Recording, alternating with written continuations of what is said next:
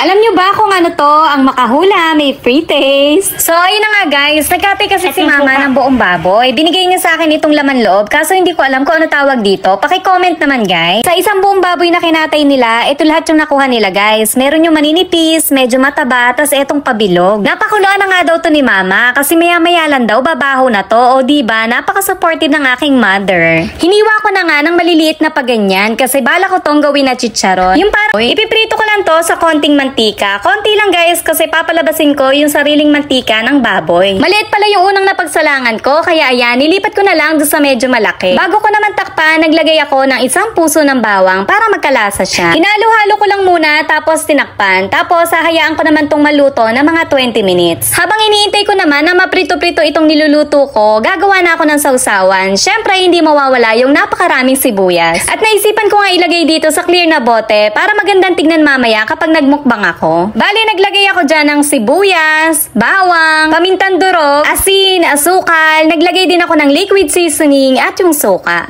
Ay, sili pala.